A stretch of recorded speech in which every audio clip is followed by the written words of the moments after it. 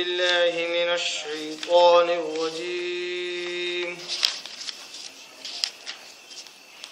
بسم الله الرحمن الرحيم.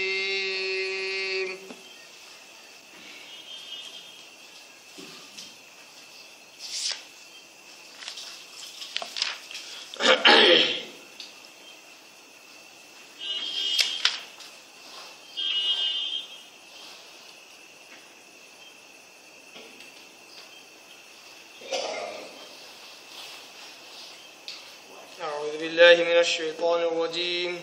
بسم الله الرحمن الرحيم. كل نفس ذائقة الموت وإنما توفون أجوركم يوم القيامة فمن زحزح عن الناس وأدخل الجنة فقد فاز وما الحياة الدنيا إلا متاع الغرور. صدق الله العظيم. نحمده ونصلي على رسوله الكريم. اما بعد. تمام قسم کے حمد و ثنا، تعریف، کبریائی، بڑائی اسے اللہ وحدہ لا شریک کے لیے لائق اور زیبا ہے، جو ساری کائنات کا خالق، مالک، میرا اور آپ کا مربی ہے. اسے اللہ کے لیے ساری تعریفیں ہیں، جو غفور ہے، غفار ہے، کریم ہے، ستار ہے. بعد اس کے آپ کے میرے آقا دو جہاں کے سردار الانبیاء پر کروڑا کروڑ انگنت بے شمار درود و سلام ہو. صلی اللہ علی محمد و آلہ و اصحابہ. عزیز دوستو، نوجوان ساتھیوں، اللہ اور اس کے رسول سے محبت کرنے والے دیوانوں، قرآن مجید کی ایک آیت کی میں نے تلاوت کی ہے، اور وہ آیت ہمارے سلسلہ وار درس کی اگلی کڑی ہے. یہ آیت چوتھے پارے کی سورہ آل عمران سورہ نمبر 3 اس کے رکو نمبر 19 کی آیت نمبر 185 ہے. 185.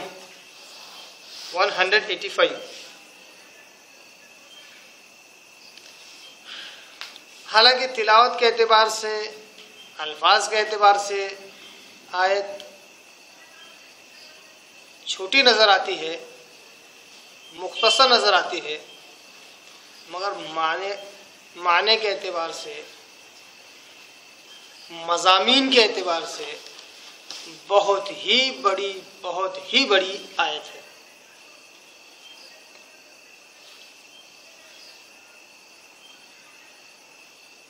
اس آیت کی جو ابتدا اللہ تبارک تعالیٰ کر رہا ہے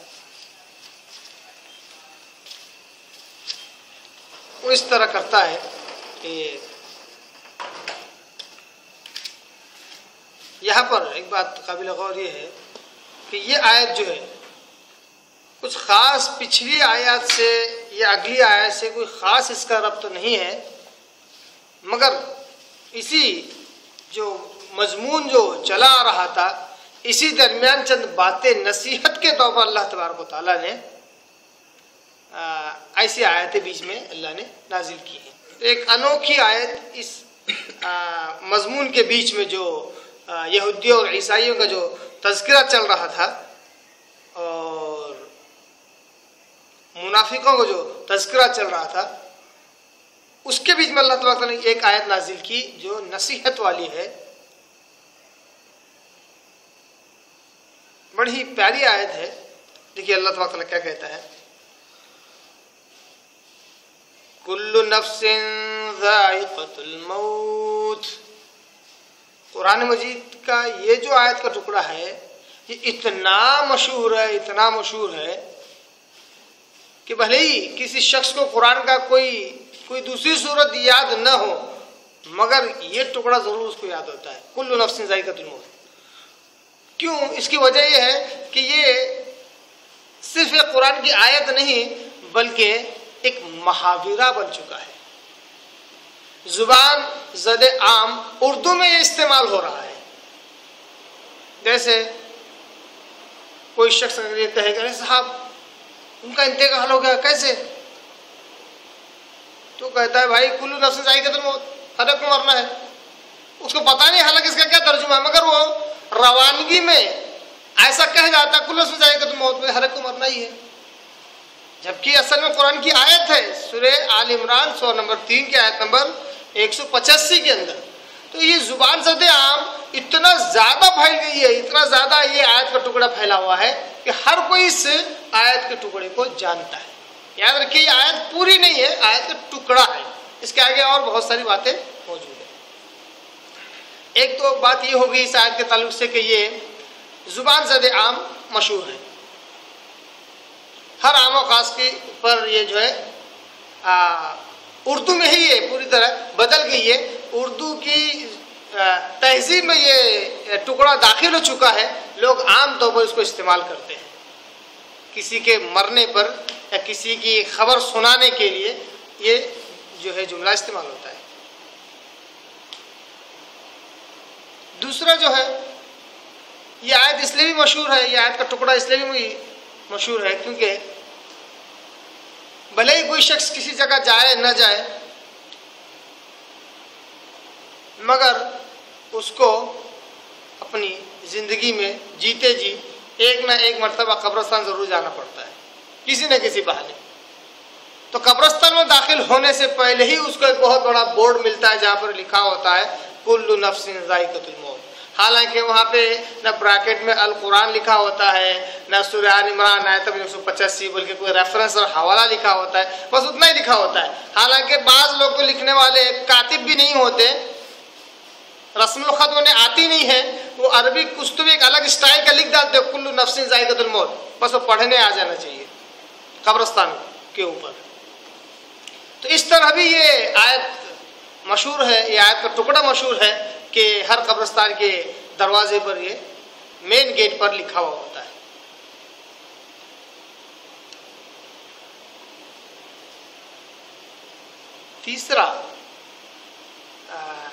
تیسرا نقطہ رکھنے سے پہلے آئیے اس کا ایک لفظی ترجمہ رکھتا ہوں. ویسے تو ہر ایک کو پتہ ہے اس کا لفظی ترجمہ کیا ہے، اور لفظی ترجمہ بتائے بغیر میں نے اس سے پہلے کے 2 نکات رکھ دیے آپ کے آگے. تیسرا نقطہ رکھنے سے پہلے آئیے لفظی ترجمہ رکھتا ہوں، پھر تیسرا نقطہ رکھتا ہوں تو پھر بات سمجھنے میں آسانی ہوگی. کلو ہر چیز، نفس یعنی جان، ذائقہ چکھنا جو ہم اردو میں بولتے ہیں ذائقہ لینا، الموت یعنی موت. ہر جان کو ذائقہ لینا ہے موت کا، ہر جان کو موت کا مزہ چکھنا ہے. گویا کہ ہر جان کو مرنا ہے، ہر جیو کو مرنا ہے. Every human being should die. ہر جان کو مرنا ہی ہے، یہ اس کا ترجمہ ہوتا ہے. اب تیسرا نقطہ کیا ہے؟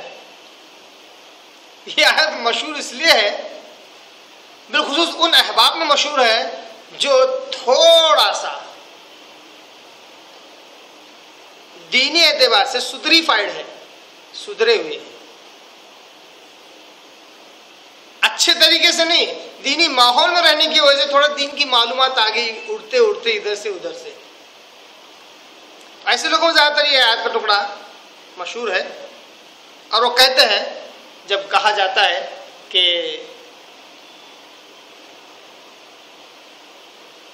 بھائی آپ وہاں کیوں جاتے ہیں، درگاہ شریف مزار شریف پر آپ کیوں جاتے ہیں، یا فلاں ولی کی زیارت کو کیوں جاتے ہیں، جب کوئی شخص پوچھتا ہے ان سے تو جھٹ سوال کرتا ہے کیوں نہیں جا سکتے،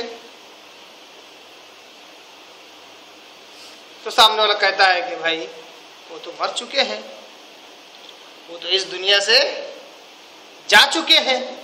اب جو مر چکے ہیں، جو دنیا سے جا چکے ہیں، تم ان کے آگے اپنی فریاد رسی کیسے کر سکتے ہو؟ تو فوراً جھٹ کہتا ہے کہ اللہ کے ولی مرتے نہیں ہیں، اللہ کے ولی مرتے نہیں ہیں، مرتے نہیں ہیں وہ. اس لیے جہاں ہم جا رہے ہیں درگاہ شریف، مزار شریف، فلاں شریف، وہ مرے ہوئے ہے ہی نہیں، وہ تو زندہ ہے. اس لیے تو ہم جا رہے ہیں. اور کہتے ہیں بابا جی فلاں دے دو، وہ سنتے ہیں ہماری فریاد رسی اور ہمیں دیتے بھی ہیں. دلیل دو مجھے. ہاں دلیل دیتا ہے وہ. کل نفس ذائقۃ الموت. دیکھیے عقل، سکے کا ایک رخ نظر آ رہا ہے. کیا دلیل دیتا ہے؟ کل نفس ذائقۃ الموت. قرآن نے کہا کہ ہر نفس کو موت کا مزہ چکھنا ہے. تو ہمارے اولیاء اللہ نے موت کو صرف چکھا ہے، مرے ہی نہیں ہے. وہ کیا بولتے ہیں جن کو ہم ولی مانتے ہیں، وہ انہوں نے صرف موت کو چکھا ہے، کیونکہ قرآن نے ذائقہ کہا. قرآن نے صرف ذائقہ چکھنا کہا، تو انہوں نے چکھا ہے، مرے نہیں ہے. وہ اگر مرتے تو بات الگ ہے. یہ وہ کون لوگ ہیں؟ یہ کوئی عالم فاضل لوگ نہیں، سیدھے سادے عام لوگ ہوتے ہیں. انہیں پتہ ہی نہیں قرآن کیا ہے، قرآن کیا کہنا چاہتا ہے، قرآن کا مقصد کہیں نہیں، انہیں یہ نہیں پتا ہوتا ہے. ان کے جو بڑے ہوتے ہیں انہوں نے یہ ان کو سکھایا ہے کہ دیکھو قرآن میں اللہ نے کہا ہے کہ ذائقۃ الموت، موت کا ذائقہ. ذائقہ مطلب صرف چکھنا. اب بتاؤ چکھنا، ذائقہ لینا کیا کھانا ہے؟ تو وہ ہم کہتے ہیں بالکل نہیں. جب وہ کھانا نہیں ہے تو صرف چکھنا ہے. تو اولیاء اللہ بھی موت کو صرف چکھے. انہوں نے موت نے انہیں دبوچا نہیں، نگلا نہیں انہیں، تو اس لیے وہ مرے ہی نہیں. یہ بھی ایک غلط فہمی ہے اس آیت کے ٹکڑے کے تعلق سے. جبکہ اگر سکے کو تھوڑا سا گھمایا جائے تو اس کا دوسرا رخ ہمیں نظر آتا ہے کہ جس آیت سے وہ دلیل پکڑ رہے ہیں کہ اولیاء اللہ مرے نہیں ہیں، صرف موت کا انہیں مزہ چکھا ہے، اسی آیت کو اگر پورا پڑھ لے تو ہمیں ایک لفظ ملتا ہے کل نفس. کل نفس، ہر جان کو موت کا مزہ چکھنا ہے. جب ہر جان کو موت کا مزہ چکھنا ہے، اس کا مطلب ہر جان زندہ ہے. پھر معاملہ ہی الٹا ہو گیا. جہاں مرنا چاہیے تھا وہاں سب کو زندہ کر دیا. بھائی کسی ایک آدھ کو زندہ کر رہے تھے تم تو چلو غنیمت تھی، اور قرآن کے حساب سے تو جو مر رہا ہے وہ سب زندہ ہے. کل نفس ذائقۃ الموت، ہر مرنے والا زندہ ہو گیا. تو ولی زندہ ہو سکتا ہر ایک زندہ ہو گیا قرآن کے مطابق. اور بات حقیقت میں سکے کا جو دوسرا رخ ابھی میں نے جو بتایا یہ درست بھی ہے. جتنے لوگ مر رہے ہیں، چاہے نبی ہو، پیر ہو، فقیر ہو، شہید ہو، عام انسان ہو، یہاں تک کہ کافر ہی کیوں ہو، اگر وہ مرتا ہے تو اصل میں زندہ ہے. وہ آپ پوچھیں گے کیسے؟ مر رہا ہے نا. نہیں، وہ مرنے کے بعد جس جگہ جا رہا ہے وہ عالم برزخ، وہاں زندہ ہی ہے. وہ دنیاوی اعتبار سے اس کو موت آ گئی. قبر کی زندگی میں ہر جان جو مر چکی ہے وہ زندہ ہے. ہر جان جو مر چکی ہے وہ زندہ ہے. وہ برزخی زندگی ہے. اور یہ بات مان لی جائے کہ برزخ میں ہر کوئی زندہ ہے، تو پھر یہ درگاہ شریف، مزار شریف پر جا کر چادریں چڑھانا اور یہ کہنا کہ بابا سنو کیونکہ آپ ہی زندہ ہیں، یہ بڑا ہی بیکار سا تصور پھر محسوس ہوگا. تو یہ تین باتیں یہ ہو گئی کہ کل نفس ذائقۃ الموت کے تعلق سے اتنی ساری غلط فہمیاں ہیں. چوتھی بات یہ ہے کہ نفس اللہ تعالیٰ نے یہاں پر کس کو کہا؟ یہاں پر نفس جو اللہ نے کہا وہ ہر ذی روح کو کہا اللہ نے. ہر وہ چیز جو ذی روح ہے، پہلی چیز یعنی ہر، جیسے انسان اور جن، اس کے طرف سے اللہ نے کہا کہ ہر ذی روح شخص، نفس جو ہے وہ موت کا مزہ چکے گا. دوسرا نفس سے مراد ہر وہ جاندار جو عقل رکھنے والا ہو یا نہ ہو، اس کو بھی موت آئے گی. اس کا مطلب یہ ہوا گویا کہ دنیا کی جتنی مخلوقات ہیں، چاہے وہ چھوٹی ہو چاہے بڑی ہو، چاہے وہ پہاڑ کے برابر بڑی کوئی ویل مچھلی ہو یا خوردبین سے دیکھے جانے والے جرثومے کیوں نہ ہو، سب کو موت آنی ہے. ہر جان کو موت کا مزہ چکھنا ہے۔ یہاں پر متنبع جنہیں کیا جا رہا ہے وہ ذی روح مخلوق ہے، ذی روح مخلوق ہے، متنبع کیا، کیونکہ آگے جو احکامات اللہ تبارک تعالیٰ نے جو دیے ہیں وہ ذی روح سے ہے، انسان اور جن سے ہے، دوسری مخلوقات سے نہیں ہے۔ کہ دوسری مخلوقات کو تو موت آئے گی، لیکن آگے کے احکامات ان سے تعلق نہیں رکھتے، ایک عام خبر ہے جو اللہ کی طرف سے دی گئی ہے، لیکن بالخصوص اس میں جو مخاطبت ہے وہ انسان اور جن سے ہے کہ اے انسانوں تم ہمیشہ یہاں رہنے والے نہیں ہو، تمہیں ایک نہ ایک دن موت ضرور آ دبوچے گی۔ جیسا قرآن میں اللہ نے دوسری مقامات پر بہت سی جگہ پر اللہ نے کہا کہ وَلَوْ كُنْتُمْ فِي بُرُوجٍ مُشَيَّدَةٍ، وَلَوْ كُنْتُمْ فِي بُرُوجٍ مُشَيَّدَةٍ، موت تمہیں آ دبوچے گی چاہے اگر تم کسی مضبوط قلعوں میں جا کر کیوں نہ اپنے آپ کو بند کر لو، تب بھی تمہیں موت آ دبوچے گی، ضرور تم مرو گے۔ تو انسان اور جن سے کہا گیا کہ تمہیں موت ضرور آئے گی، تم ہمیشہ یہاں رہنے والے ہو نہیں۔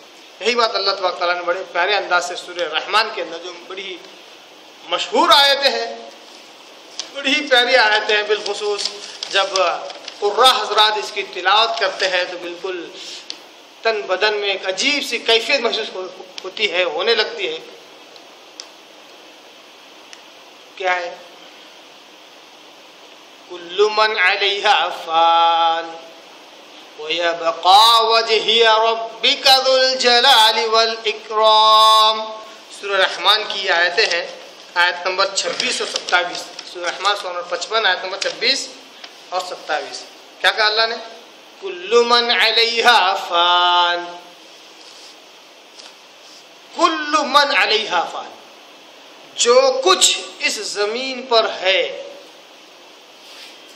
جو کچھ اللہ کی اس کائنات میں ہے، کل من علیہا فان، ہر چیز کو فنا ہونا ہے، ہر چیز کو فنا ہونا ہے۔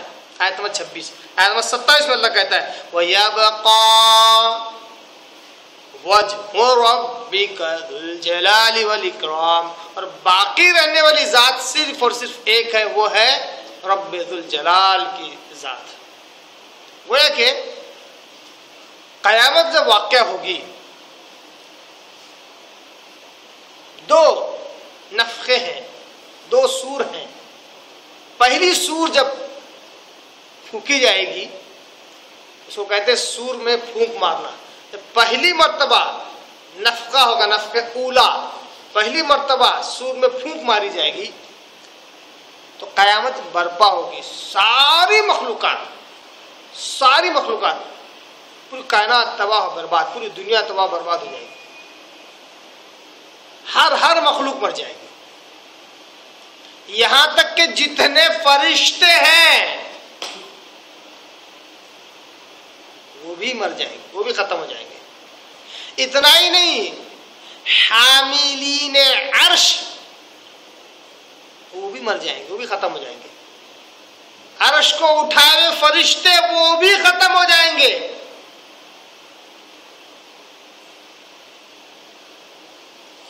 کوئی باقی نہیں رہے گا سوا ایک ذات کے، وہ اللہ کے۔ وہ پہلے بھی تھا، اس وقت بھی رہے گا، اس کے بعد بھی رہے گا۔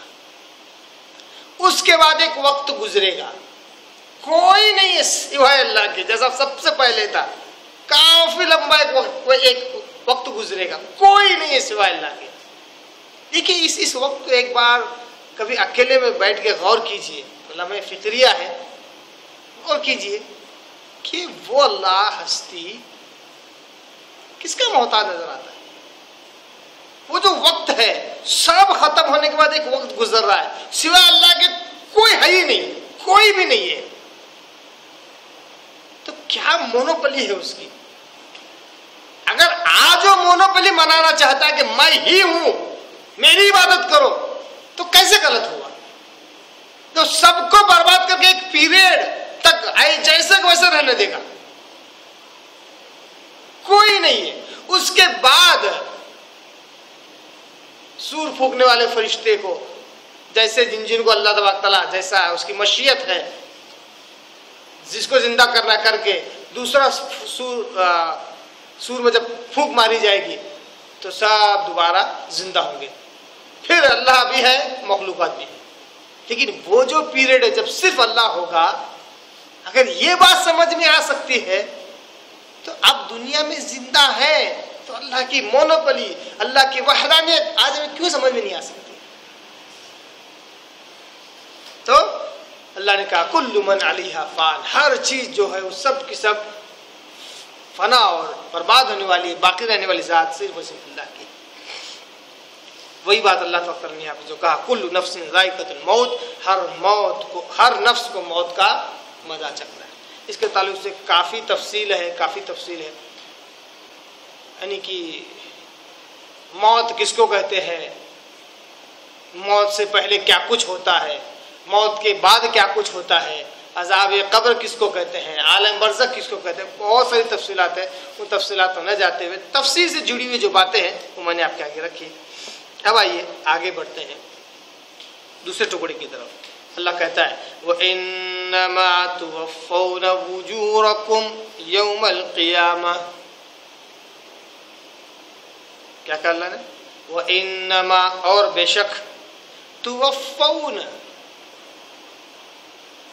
تم پورا کا پورا دیے جاؤ گے، وجورکم، تمہارے اجر، تمہارا ثواب، یوم القیامہ، قیامت کے دن. یعنی موت کے بعد جو معاملہ ہونے والا ہے وہ سب کچھ ختم والا نہیں ہے، بلکہ کچھ شروعات والا معاملہ ہے. کسی کی شروعات ہے وہ. جیسے بہت سارے لوگ کہتے ہیں کہ دنیا اسپونٹینیسلی بن گئی، اچانک بن گئی، اب بس چل رہی ہے، ایک دن ختم بھی ہو جائے گی، اس کے بعد کچھ نہیں ہوگا. بہت سارے ناستک لوگوں کا ایسا عقیدہ ہے جو خدا میں یقین نہیں رکھتے ہیں، اللہ میں، پروردگار میں، رب کے اندر جو یقین نہیں رکھتے ہیں، خالق کے اندر. ان کا یہ ماننا ہے کہ یہ کائنات اچانک بن گئی. اس کے لیے کیلکولیشن بھی ہے ان کے پاس، ایسا اتنے سال پہلے ایسا کچھ ایک ہو گیا تھا حادثہ، اس میں اچانک کچھ چیزیں جاندار بن گئی، اس میں سے انسانی بن گیا اور یہ وقوع پذیر ہو گئی. اب جیسا اچانک ہو گئی ویسا اچانک ایک دم پوری طرح ختم ہو جائے گی، اس وقت کچھ نہیں ہوگا. اللہ کہتا ہے کل نفس ذائقۃ الموت. اگر یہ مانتے ہو کہ تم آ تو گئے، ٹھیک ہے، کیسے آئے چھوڑ دو، آ تو گئے، لیکن ہر ایک کو مرنا ہے، اس بات کو مان رہے ہو؟ اگر اس بات کو مانتے ہو کہ تمہیں موت آ رہی ہے تو یہ بتاؤ اچانک سب کی موت ایک ساتھ کیوں نہیں آ رہی ہے؟ کتنے سوالات کھڑے ہوتے ہیں. اچانک سب کی موت ایک ساتھ کیوں نہیں آ رہی؟ ایک کے بعد دیگر مر رہا ہے، تم ایک کو مرتے ہوئے دیکھ رہے ہو اور تمہیں معلوم ہے کہ یہ باری میری بھی آنے والی ہے. ہر نفس جانتا ہے کہ میں اس سے بچ نہیں سکتا. جب سب کو مرنا ہی ہے اور موت جس طرح سچائی، تمہیں موت جو ہے سب سے بڑی سچائی جس کو تم نے مان لیا ہے، اس کے بعد کی زندگی کو تم کو ماننا پڑے گا کہ تم کہیں سے آئے اور کہیں جا رہے ہو. وہی بات اللہ کہہ رہا ہے کہ جب تم مرو گے حشر کے میدان میں، جب تمہیں جمع کروں گا تو تمہیں تمہارے اعمال کا پورا بدلہ دوں گا. جو کچھ تم نے نیک اعمال کیے یا جو کچھ تم نے برے اعمال کیے وہ پورا کا پورا میں تمہیں دوں گا. تم پر ظلم نہیں کیا جائے گا. یہاں پہ ایک قابل غور لفظ اللہ تعالیٰ نے یہاں پہ استعمال کیا.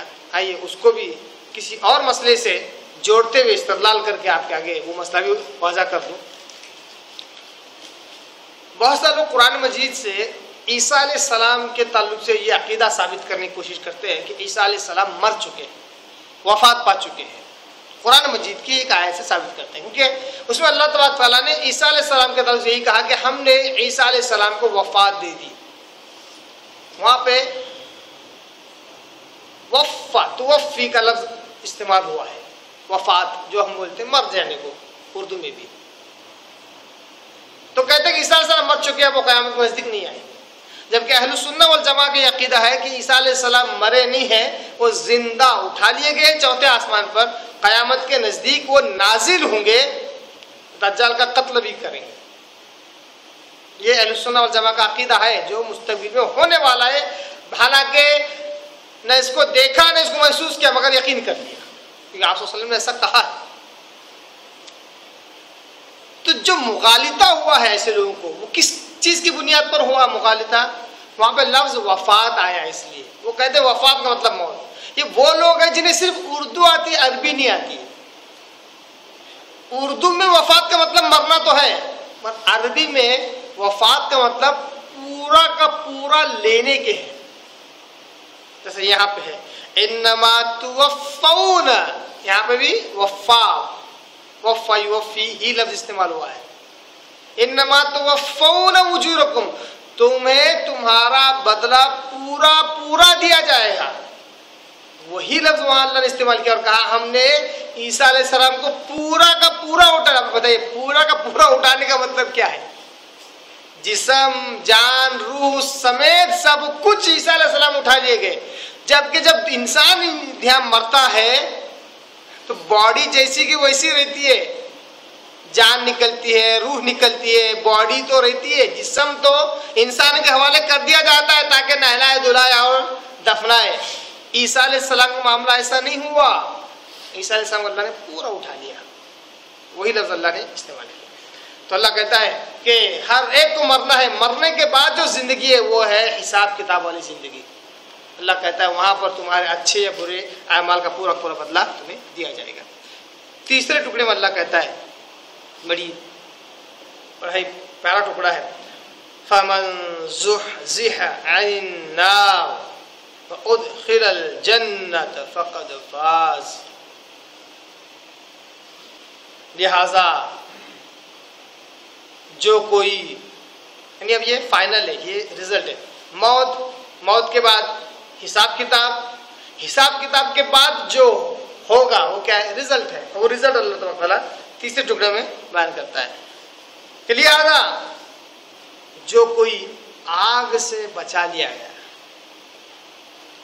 فمن زحزح عن النار، آگ سے بچا لیا گیا، وہ ادخل الجنہ، جنت میں داخل کر لیا گیا، فقد فاز،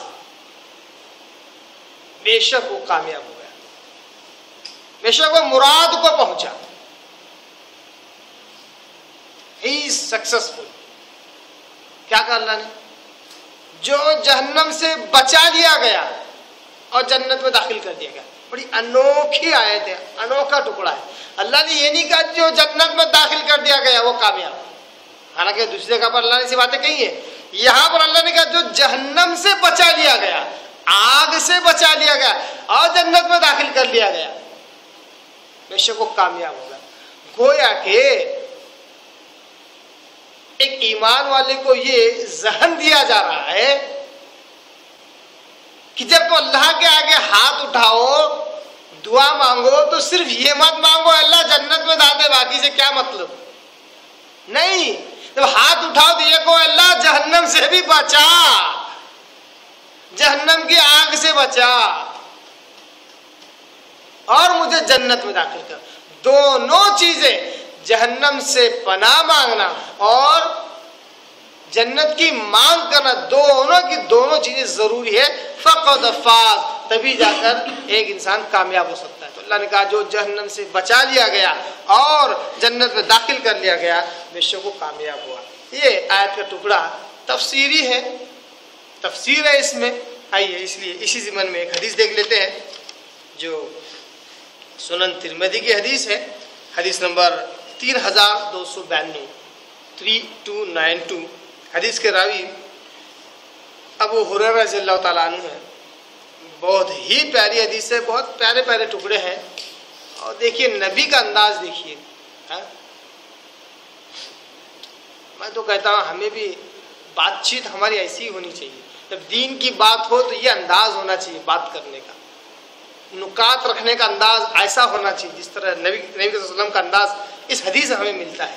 آج ہماری باتیں بس جتنی ہیں سب اڑتی ہیں دین کے نام پر۔ آج ہی میں ایک محترمہ کو سمجھا رہا تھا کسی مسئلے پر، انہوں نے قرآن پڑھنا شروع کیا ترجمے سے۔ اب میں نے کہا کہ دیکھو پڑھنا شروع کیا ہے تو جتنا کچھ تھا پہلے کا ان سب کو کچرا سمجھو، بازو کر دو اس کو، یہاں سے جو آ رہا ہے یہ نیا ہے. تو ایسا کیوں؟ وہ اس لیے کیونکہ اکثر لوگوں نے یہی غلطی کی ہے، قرآن جب پڑھا تو پچھلا ڈیلیٹ نہیں کیا، پچھلے معلومات کو بھی اہمیت دی. جب قرآن پڑھا تو قرآن سے 4 باتیں ان کے علم میں آئی، 400 باتیں پہلے کی تھی. جب لوگ آگے بولنا شروع کیا تو کہا ہم نے قرآن میں پڑھا ہے، کہا 400 میں سے ریفرنس دے دیا. 400 باتیں جو قرآن کی نہیں ہے اس کو سناتے ہیں اور ریفرنس دیتے ہیں یہ ہم نے قرآن میں پڑھا. کیونکہ انسان ہے، خلط ملط ہو جاتا ہے. قرآن سے مشکل 4-5 آیتیں، کچھ رکوع، کچھ چیزیں پڑھی ہوں گی، مگر اس کو اتنا کانفیڈنس ہو جاتا ہے کہ یہ بات قرآن میں ہے، یہ بات فلاں اس میں ہے، تو جتنی باتیں سب قرآن کے نام سے بیان کرنا شروع کرتا ہے. یہ بہت بڑی غلطی، ایسا نہیں کرنا چاہیے. اس لیے کہتا ہوں کہ جو بات کہے تو وہ حوالہ ہو، اس میں صحیح واقعی وہ بات ہو تو بات درست ہوتی ہے. دیکھیے حدیث دیکھیے، ابو ہریرہ نے اس حدیث کا راوی وہ کہتے ہیں کہ رسول اللہ صلی اللہ علیہ وسلم نے فرمایا، اور یہ حدیث قدسی ہے، یقول اللہ، آپ وسلم کہتے ہیں اللہ کہتا ہے، اعددت لعبادی الصالحین ما لا عین رؤت. اللہ تعالیٰ کہتا ہے میں نے میرے نیک صالح بندوں کے لیے ایسی چیز تیار کر رکھی ہے، ایسی چیز تیار کر رکھی ہے ما لا عین رؤت، کہ جس کو اب تک کسی آنکھ نے دیکھا نہیں ہے. جنت کا تذکرہ اللہ تعالیٰ کر رہا ہے. ولا اذن سمعت، نہیں اب تک اس کے تعلق سے کسی کان نے سنا ہے. جنت میں کیا کچھ نعمتیں ہیں. قرآن نے تو چند مثالیں دی، دودھ کی نہریں ہیں، پانی کی نہریں ہیں، شہد کی نہریں ہیں، شراب کی نہر ہے، نہریں ہیں، سیب ہے، انار ہے، کھجور ہے. یہ جو مثالیں دی یہ صرف وہ مثال ہے جس کو انسان سمجھ سکتا ہے وقتی طور پر اس دنیا میں رہ کر، تاکہ اس کے اندر تھوڑی سی طمع اور لالچ پیدا ہو جائے. ورنہ جنت میں کیا کچھ ہے اب تک کسی آنکھ نے دیکھا نہیں ہے، کسی کان نے سنا نہیں ہے. ولا خطر علی قلب بشر، نہ ہی سنا دیکھنا دور کی بات، نہ ہی کسی انسان کے دل پر اس کا خیال گزرا ہے. یعنی بولتے ہیں نا بھائی آج اچانک ایسا خیال آیا، مجھے لگتا ابھی تک کسی نے بھی نہیں سوچا ہوگا، یعنی اتنا اوور اسمارٹ سمجھ لیتا اپنے آپ کو. ایسا سوچا میں نے، ایسا خیال آیا، ایسا آئیڈیا آیا، شاید کسی کے دماغ میں نہیں آیا ہو. اس کو لگتا کہ اسپیشلی اس کے لیے آیا خاص طور پر. اللہ کہتا ہے ایسا بھی اسپیشلی کبھی کسی کے ساتھ نہیں ہوئی کہ جنت میں کیا کچھ ہوگا بول کے. آپ صلی اللہ علیہ وسلم دیکھیے، یہ تو کہا آپ صلی اللہ علیہ وسلم نے، اس کے بعد کہتے ہیں فَقْرَؤُوا إِن شِئْتُمْ. آپ صلی اللہ علیہ وسلم کہتے ہیں اگر تم کو جاننا ہی ہے تو یہ آیت پڑھ کر دیکھ لو، دلیل دے رہے. فَلَا تَعْلَمُ نَفْسٌ مَّا أُخْفِيَ لَهُم مِّن قُرَّةِ أَعْيُنٍ جَزَاءً بِمَا كَانُوا يَعْمَلُونَ. سورہ سجدہ کی آیت نمبر 17. آپ صلی اللہ علیہ وسلم کہتے ہیں کہ اللہ تعالیٰ کہتا ہے قرآن میں کہ کوئی نفس نہیں جانتا، فَلَا تَعْلَمُ نَفْسٌ مَّا أُخْفِيَ لَهُم، کوئی شخص نہیں جانتا کہ ہم نے اس کے لیے کیا کچھ چھپا رکھا ہے جو اس کی آنکھوں کی ٹھنڈک ہے. جنت میں کیا کچھ ہے جو اس کی آنکھوں کی ٹھنڈک ہے، کوئی بھی شخص نہیں جانتا. یہ وہ بدلہ ہے جو کچھ انہوں نے کیا، یعنی یہ اعمال کا بدلہ ہوتا ہے. ایک چیز ہوگی. دوسری چیز وَفِي الْجَنَّةِ شَجَرَةٌ يَسِيرُ الرَّاكِبُ فِي ظِلِّهَا 100 عام لا يقطعها. آپ سب نے کہا کہ جنت میں ایک درخت ہے، وہ جو درخت ہے اس کا جو سایہ ہے نیچے، سایہ، اگر اس سائے پر کوئی سوار، گھڑ سوار چلنے لگے پوری تیز رفتاری کے ساتھ 100 سال تک، کتنے سال تک؟ 100 سال تک لا یقطعها، تب بھی وہ سایہ ختم نہ ہو. صرف ایک پیڑ کی بات چل رہی ہے، جنت کے ایک درخت کی بات چل رہی ہے. جنت کتنی بڑی ہوگی. یہ کیوں ہے مثالیں؟ یہ تاکہ انسان کچھ تو سوچے. اگر یہ بول دیا جائے جنت بہت کچھ ہے، سوچو ہی مت تم. جیسے آج کل لوگ ایسا بھی کرتے ہیں، اللہ کی تعریف اور کتنی بھی کرو سب کم ہے صاحب، کرو تو مت.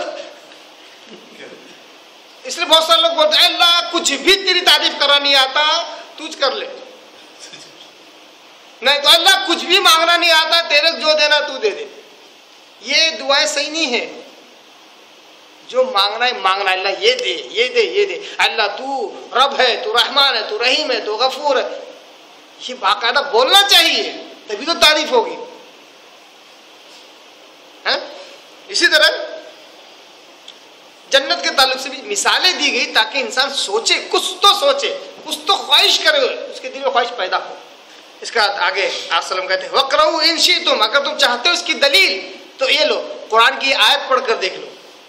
سورہ واقعہ کی آیت نمبر 30 وَظِلٍّ مَمْدُودٍ، اور جنت میں ایسے سائے ہیں جو خوب لمبے ہیں، ممدود خوب لمبے ہیں.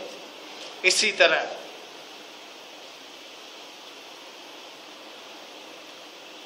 وَمَوْضِعُ صَوْتٍ فِي الْجَنَّةِ خَيْرٌ مِّنَ الدُّنْيَا وَمَا فِيهَا.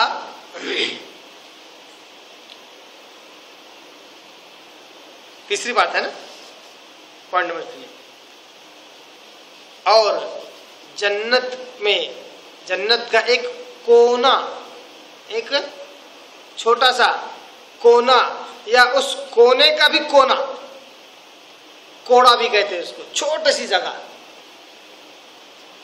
وہ دنیا اور اس کے اندر جو کچھ ہے اس سے بھی بہتر ہے. دنیا اور اس کے اندر جو کچھ ہے اس سے بھی بہتر ہے. جیسا بولتے ہیں نا، ارے فلاں اسٹیٹ، فلاں شہر، وہ تو ہمارے ایک شہر کے ایک کونے میں بیٹھتا ہے.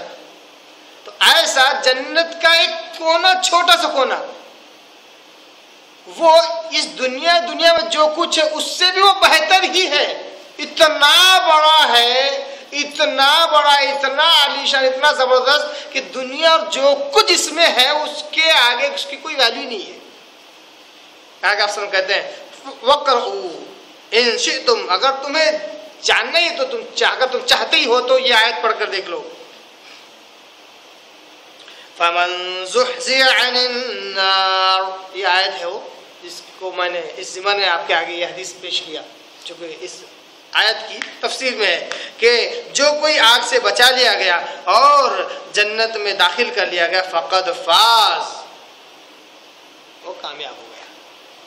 تو یہ جنت کی اہمیت ہے. یہ ترمذی کی. اس سے کیا معلوم ہوا؟ اس حدیث سے معلوم ہوا کہ واقعی جنت بہت ہی زبردست چیز ہے. جو جہنم سے بچا لیا گیا، جنت میں داخل کر لیا گیا، واقعی وہ کامیاب شخص ہے. اسی طرح ایک اور لمبی حدیث ہے، اس کا اصل مضمون میں رکھتا ہوں، لیکن ساتھ ہی ساتھ کچھ نصیحتیں اس حدیث میں ہیں، اس کو بھی دیکھتے ہوئے چلتے ہیں اور بہت روانگی کے ساتھ چلتے ہیں. یہ حدیث جو ہے سنن ابن ماجہ کی حدیث ہے، حدیث نمبر 3956. اسی آیت کے ٹکڑے میں، اسی آیت کی تفسیر میں یہ حدیث موجود ہے. حضرت عبد الرحمن بن عبد رب کعبہ وہ روایت کرتے ہیں کہ انتہیت الی عبداللہ بن عمر بن عاص، ہم لوگ جو ہے عبداللہ بن عمر بن عاص رضی اللہ تعالیٰ ان کے پاس گئے. وہ جالس فی ظل کعبہ، وہ کعبہ کے سائے میں بیٹھے ہوئے تھے. والناس مستمعون علیہ، لوگ ان کے اطراف جمع تھے. فسمعته یقول، اور وہ کہہ رہے تھے، میں نے اس طرح سنا، بینا نحن مع رسول اللہ صلی اللہ علیہ وسلم فی سفر، صحابی رسول کہتے ہیں کہ ہم آپ صلی اللہ علیہ وسلم کے ساتھ سفر میں تھے. اذا نزل منزلا، ایک جگہ ہم اترے، فمنا من یضرب خباء ومنا من ينتزل ومنا من هو فی جشرہ اذ نادا منادی. لوگ سفر میں تھے تو کوئی کہیں گیا، کوئی کسی ضرورت کو گیا، وغیرہ وغیرہ.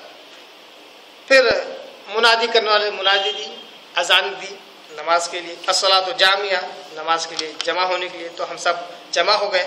آپ صلی اللہ علیہ وسلم نماز پڑھائی، خطبے کے لیے کھڑے ہوئے. آپ صلی اللہ علیہ وسلم کچھ بیان کرنے کے لیے کھڑے ہو گئے. کہا آپ صلی اللہ علیہ وسلم نے کہ انه لم يكن نبي قبلي الا كان حقا عليه ان يدل امته على ما يعلمه خيرا لهم وينذرهم ما يعلم شرا لهم. آپ صلی اللہ علیہ وسلم کہتے ہیں کہ اس سے مجھ سے پہلے جتنے بھی انبیاء ہیں ان پر یہ حق تھا، ضروری تھا کہ جو کچھ ان کے پاس علم ہے جس سے جو ان کی امت کے لیے بھلائی ہو وہ ضرور بتائیں، اور وہ چیز جو ان کی امت کو نقصان کرتی اس سے ڈرائیں. وَإِنَّ أُمَّتَكُمْ هَذِهِ جُعِلَتْ عَافِيَتُهَا فِي أَوَّلِهَا. کیا کہتے ہیں آپ صلی اللہ علیہ وسلم؟ مگر یہ جو امت ہے تمہاری، مطلب آپ صلی اللہ علیہ وسلم اپنی امت بارے میں کہتے ہیں یہ جو میری امت ہے اس کے بارے میں یہ ہے کہ اس کا جو پہلا جو ٹکڑا ہے وہ عافیت والا رہے گا، صحابہ تابعین وغیرہ. وَإِنَّ آخِرَهُمْ يُصِيبُهُمْ بَلَا، بعد والا جو ہے نا وہ بڑی مصیبتوں میں رہے گا. وَأُمُورٌ تُنْكِرُونَهَا، تم ایسی چیزیں دیکھو گے جو تمہیں ناپسند ہوں گی. ثُمَّ تَجِئُ فِتْنَةٌ يُرَقِّقُ بَعْضُهَا بَعْضًا، پھر تم اتنے فتنے دیکھو گے کہ جیسے ایک فتنے پر دوسرا فتنہ، دوسرے فتنے پر تیسرا فتنہ چڑھے ہوئے آئیں گے ایک کے بعد ایک. وَيَقُولُ الْمُؤْمِنُ، ایمان والا ان فتنوں کو دیکھ کر کہے گا، یہ آزمائشیں تابعین میں گزر چکی ہیں، ویسے آج بھی ہوتا ہے ایسے فتنے. ایک ایمان والا یہ کہے گا ان فتنوں کو دیکھ کر، ہذہ مہلکتی، یہ تو مجھے برباد کر کے رہے گا، یہ تو مجھے ہلاک کر کے، یعنی میرا ایمان ضائع کر دے گا، میرا اعمال برباد کرے. اتنی خطرناک آزمائش ہوگی اس کی. ثم تنکشف، پھر وہ چلی جائے گی اور بچ جائے گا. ثم تجیء فتنہ، اس کے بعد دوسرا فتنہ آئے گا. فیقول المؤمن، پھر مومن کہے گا کہ اب یہ مجھے ہلاک کر دے گا، پھر وہ بھی چلا جائے گا. اس کے بعد آپ صلی اللہ علیہ وسلم جو کہتے ہیں وہ اس آیت کے ٹکڑے سے جڑا ہوا ہے. آپ صلی اللہ علیہ وسلم کہتے ہیں فمن سرہ ان یزحزح عن النار، ایسے وقت اتنا فتنوں کا دور ہو، یہ دور آج بھی ہے، اس کے کچھ اثرات قیامت تک ایسے حالات رہنے والے ہیں. ہر قسم کی عجیب و غریب آزمائش ایمان والوں کے ساتھ ہوتی ہے، ہو رہی ہے، ہوتی رہے گی. آپ صلی اللہ علیہ وسلم ایک بڑا اچھا اصول دیتے ہیں کہ کیا کرنا چاہیے. بات جنت کی ہے، جہنم سے بچنے کی ہے اور جنت میں جانے کی ہے نا. آپ سب ایسے وقت ایک اصول دیتے ہیں، بڑا پیارا راستہ بتلاتے ہیں. کہتے ہیں کہ من سرہ، جو یہ خواہش کرے، جو یہ چاہے کہ وہ جہنم سے بچا لیا جائے اور جنت میں داخل کر لیا جائے، فَلْتُدْرِكْهُ مَوْتَتُهُ وَهُوَ يُؤْمِنُ بِاللَّهِ وَالْيَوْمِ الْآخِرِ، تو وہ اس بات کی کوشش کرے، دیکھے کہ اس کی موت اس حال میں آئے کہ اللہ پر اور آخرت کے دن پر ایمان رکھتا ہو، اللہ پر اور آخرت کے دن پر ایمان رکھتا ہو. وَلْيَأْتِ إِلَى النَّاسِ الَّذِي یحب ان یأتوا الیہ، اور یہ دیکھیے کہ اس کا ویوہار، اس کا سلوک لوگوں کے ساتھ کیسا ہے.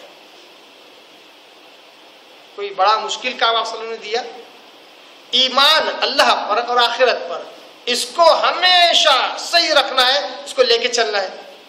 دوسرا یہ دیکھنا ہے کہ لوگوں کے ساتھ اس کے تعلقات کیسے ہیں. اگر اتنا بھی مسئلہ حل ہو جائے تو ایسے بڑے بڑے فتنوں سے انسان بچ سکتا ہے. اس کے بعد اور بہت ساری باتیں اس میں موجود ہیں جو اس سے خاص جڑا ہوا نہیں ہے. بہرحال یہ حدیث تھی جو ابن ماجہ کی حدیث نمبر 3956 تھی. اب آئیے اس آیت کے تیسرے ٹکڑے کی طرف بڑھتے ہیں جس میں اللہ تعالیٰ کہتا ہے وَمَا الْحَيَاةُ الدُّنْيَا إِلَّا مَتَاعُ الْغُرُورِ، اور دنیا کی زندگی تو کچھ نہیں ہے سوائے دھوکے کا سامان کے، دھوکے کا سامان ہے. قابل غور بات یہ ہے، پہلے موت کا تذکرہ ہوا اس کے بعد حساب کتاب کا تذکرہ ہوا، اجر اور ثواب دینے کا تذکرہ ہوا، اس کے بعد جہنم سے بچنے اور جنت میں جانے کو کامیابی قرار دیا گیا، تو معاملہ ہی ختم ہو گیا نا، معاملہ ہی ختم ہو گیا۔ لیکن آخر میں اللہ تبارک اس بات پر اپنی بات کو ختم کر رہا ہے کہ دیکھو دنیا اصل نہیں ہے، دنیا کا معاش، دنیا کی کمائی، دنیا کا جدوجہد، کسب مال، یہ اصل نہیں ہے، یہ صرف دھوکہ ہے، متاع الغرور، متاع یعنی وقت بتانے کے لیے کچھ پیسہ، کچھ چیزیں، فائدہ اٹھانے کی چیزیں، متاع اور غرور دھوکے کا ہی ہے۔ آج ہمیں لگ رہا ہے کہ آج 50 لاکھ روپے میرے پاس ہے، میں 50 لاکھ کا مالک ہوں، 50 کروڑ کا مالک ہوں، وہ دھوکہ ہے، کیونکہ وہ 50 کروڑ کب وہاں سے کہاں جائیں گے نہیں پتا ہے۔ بہت سارے لوگوں نے بلڈنگیں بنائی خوبصورت عالیشان، میں ان علاقوں کی بات ہی نہیں کر رہا ہوں جہاں پر زلزلے آتے ہیں اور بلڈنگیں ٹوٹ جاتی ہیں خوبصورت، میں اس علاقے کی بات کر رہا ہوں جہاں پہ زلزلے آتے ہی نہیں ہیں، جہاں نہ موسلا دھار بارش آتی ہے نہ طوفان آتا ہے، خوبصورت بڑی بلڈنگیں بنائی، بس غلطی یہ کی کہ ماسٹر پلان کے اندر آ گئے تھے۔ اتنی خوبصورت بلڈنگ کو اس طرح توڑا گیا کہ بیچاروں کو ایسا لگا کہ 2-4 خود کے بچوں کی موت ہو گئی۔ کیا یہ دھوکہ ہی تو ہے، جتنی محنت کی کمائی سے جو چیز بنائی وہ ان کے سامنے توڑ دی گئی۔ تو اللہ کہتا ہے یہ سوائے دھوکے کے اور کچھ نہیں ہے۔ تو قابل کا نقطہ اس میں یہ ہے کہ اللہ تعالیٰ کہتا ہے کہ دیکھو دین کی باتیں، نصیحت، اللہ، آخرت، قرآن، حدیث، یہ سمجھانا ایک الگ چیز ہے، یہ سمجھاؤ، اس کے ساتھ میں ان کا فائدہ تبھی ہوگا جب تم انسان کے دل میں سے دنیا نکال سکو، تو جس کے اندر دنیا کی حص باقی رہے گی، دنیا کسی بھی اینگل سے دنیا میں نام کمانا، دنیا میں ایسا کرنا، دنیا میں پیسہ کمانا، دنیا، جب تک یہ چیز رہے گی دین کی کچھ بھی باتیں فائدہ نہیں دینے والی، کچھ بھی باتیں فائدہ نہیں دینے والی۔ جب تک دنیا سے اس کا لگاؤ رہے گا، دنیا میں کچھ نہ کچھ کھٹپٹ کرنے کی اس کی جدوجہد رہے گی، تب تک دین کی باتیں اثر نہیں کرتی۔ کیا اس کا مطلب یہ ہے کہ دنیا کچھ نہ کرے؟ نہیں، دنیا ضرورت کے تحت کرنا ہے، مل جائے تو الحمدللہ، نہ ملے تو کوئی حرج نہیں، یہ فطرت انسان کی ہو جانا چاہیے۔ اسی کو کہتے ہیں بے نیازی۔ مومن میں بے نیازی چاہیے، پیسہ ملا الحمدللہ، نہیں ملا زندگی بھر میں فقیر بن کے رہ سکتا ہوں، کوئی پرواہ نہیں، میں ہمارا خاندان کبھی ہمارے باپ دادا فقیر نہیں رہے، ہم کدھر فقیر رہیں گے؟ پھر دین کی باتیں کبھی سمجھ میں نہیں آنے والی، کبھی اثر نہیں کرنے والی۔ اچھی جاب، صاحب فلاں چیز پڑھا، یہ ڈگری میرے پاس ہے، ہاں دعوت کا کام بھی کرتا ہوں، میں قرآن پڑھتا ہوں، حدیث پڑھتا ہوں، لیکن میرے ڈگری کے حساب سے جاب نہیں مل رہا ہے، افسوس ہے۔ کب تک افسوس کرتا رہے گا پتہ نہیں، جب تک ایسی مینٹلٹی رہے کہ قرآن حدیث دین اثر نہیں کرتا ہے، دنیا نکلنا چاہیے، تب جا کے دین کا فائدہ ہوتا ہے، دین کی باتیں اثر کرتی ہے، دین جو ہے آگے بڑھتا ہے۔ وہ دنیا کو جتنا ایزی لے سکتے ہیں لے، ضرور مل کر رہے گی، کیونکہ اللہ نے پہلے لکھ دیا ہے اتنا ملنے والا ہے۔ تمہارے جد و جہد کرنے نہیں کرنے کا اس پر کوئی فرق نہیں پڑنے والا۔ یہ ہے کہ مانگنے سے 4 چیزیں زیادہ مل سکتی ہے، مانگنے سے، دیکھو مانگنا کون سا مشکل کام ہے، مانگنے سے 4 چیزیں زیادہ مل سکتی ہے۔ 4 بار چکر لگانے سے ادھاری کے پیسے نہیں ملتے، دنیا کا ہاتھ ملے گی ہاتھ میں۔ ادھاری دی ہوئے پیسے 4 چکر زیادہ کرنے سے چپل پھٹ سکتے ہیں، مگر ادھاری نہیں مل سکتی، تو دنیا کا خاک ملے گی۔ تو دنیا کو جتنا نظر انداز کر سکتے اگر کریں گے تو اللہ تبارک تعالیٰ دین کی باتیں سمجھاتا ہے، دینے کا ضرور دے گا. جس کو دین حقیقت میں سمجھ میں آ جاتا ہے، دین کی ویلیو، تو خود بخود دنیاوی اعتبار سے اس کا اپلفٹمنٹ ہوتا ہے. دنیا اعتبار سے اللہ تعالیٰ خود اس کی زندگی میں سدھار لا لیتا ہے، لاتا ہے اللہ تعالیٰ برکت. جیسے قرآن میں اللہ نے سورہ نور کے اندر سورہ نمبر 24 کے اندر اللہ نے باقاعدہ وعدہ کیا کہ جو کوئی ایمان والے بندے مرد ہو یا عورت ایمان لاتے ہیں، نیک و صالح اعمال کرتے ہیں، تو میں انہیں اس دنیا کی زندگی میں خوش عیش زندگی دوں گا.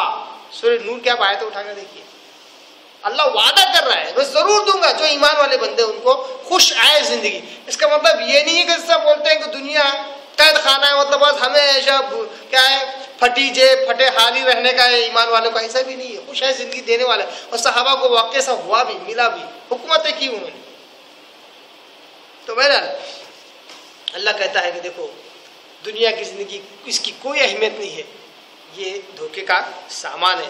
اس کے تعلق سے بہت سی جگہ پر اللہ نے قرآن میں کہا کہ سورہ اعلیٰ آیت نمبر 16 اور 17 میں اللہ کہتا ہے بل تؤثرون الحیات الدنیا، اے لوگو تم اصل میں وہ ہو جو دنیا کو ہی ترجیح دیتے ہو.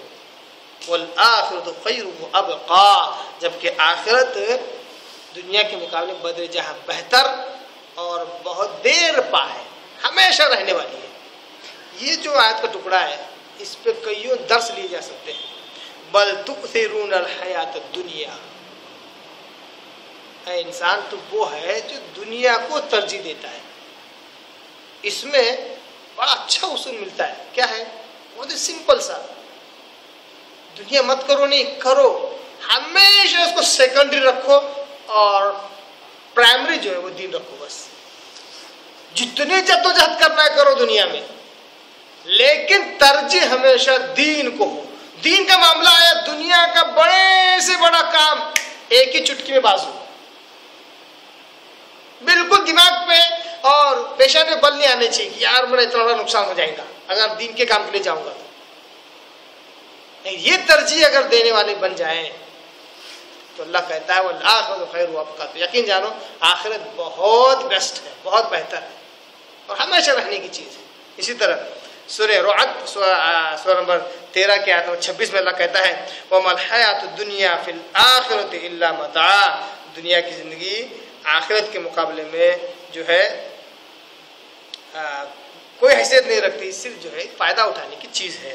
اسی طرح سورہ نحل سورہ نمبر 16 کے آیت نمبر 96 کے اندر اللہ کہتا ہے کہ ما عندکم ينفد وما عند اللہ باق، اللہ کہتا ہے جو کچھ تمہارے پاس دنیا میں ہے ایک دن سب ختم ہو جائے گا، اور جو کچھ اللہ کے پاس ہے وہ باقی رہنے والا ہے. یہ وہی آیت ہے جو اس آیت کی مزید تشریح بیان کرتے ہیں. اسی طرح ایک اور آخری آیت سورہ قصص آیت نمبر 60 کے اندر اللہ کہتا ہے وما اوتیتم من شیء فمتاع الحیات الدنیا وزینتها.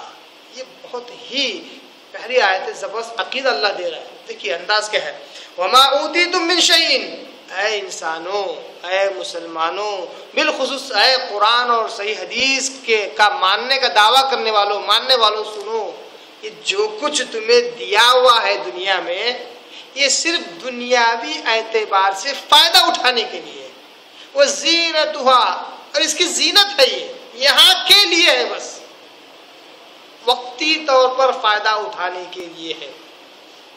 اس کی چھوٹی سی مثال دے کر میں آگے بڑھتا ہوں، کافی لمبی مثال ہے مگر روانگی میں بتاتا ہوں. ایک شخص سفر کے لیے بس میں بیٹھا، لگژریس بس تھی، بیٹھا سفر کرنے لگا. دیکھا تو اتنی لگژریس بس، اتنی آرام دہ بس، اس میں ہر چیز موجود ہے، ہر چیز، یہاں تک کہ اس کے اندر ہوسٹیج آتا ہے، ویٹر آتا ہے، کھلاتا ہے، خدمت کرتا ہے، پیر دباتا ہے، فین ہے، اے سی ہے، سب کچھ ہے. جب اپنی منزل پر پہنچا تو کہا اس سے اچھی جگہ اور کوئی نہیں ہے، مجھے نیچے اترنا ہی نہیں ہے. کیسا لگتا ہے؟ کیسا لگتا ہے؟ اگر وہ نہ چاہے تو جبرن اس کو لات مار کر نیچے اتار دیا جائے گا. اسی لیے دنیا کی چیزوں میں دل نہ لگائیں، اور دل ایسے اٹک جائے گا، کہے گا مجھے مرنا ہی نہیں ہے، تب بھی لات مار کر اس دنیا سے باہر نکالا جائے گا. چاہو کہ نہ چاہو باہر نکلیں گے، مرنا ہی ہے.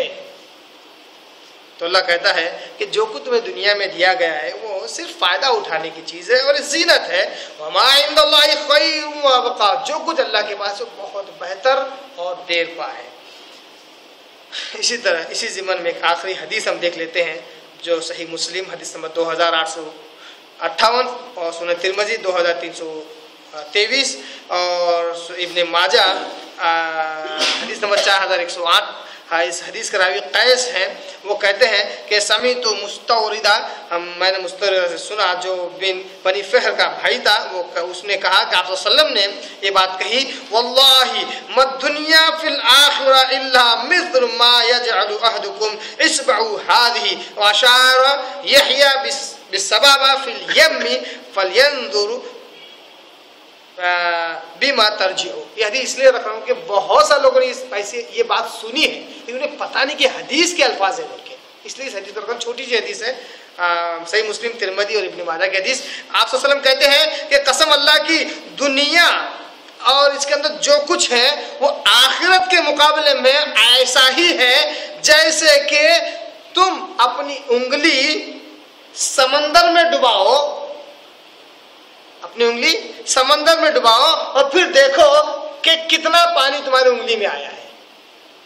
فَلْيَنْظُرُوا بِمَا تَرْجِعُوا، کہ تم کیا کچھ لے سکے اس سے. تو معلوم ہوگا کہ کچھ بھی انگلی کو نہیں آیا ہوا، صرف انگلی تر ہو جاتی ہے. یہ دنیا ہے اور جو سمندر ہے وہ آخرت ہے. اللہ سے دعا کریں اللہ تعالیٰ ہمیں قرآن کو صحیح سمجھنے، اس پر عمل کرنے کی توفیق عطا فرمائے. دعا کو دعوانا الحمدللہ رب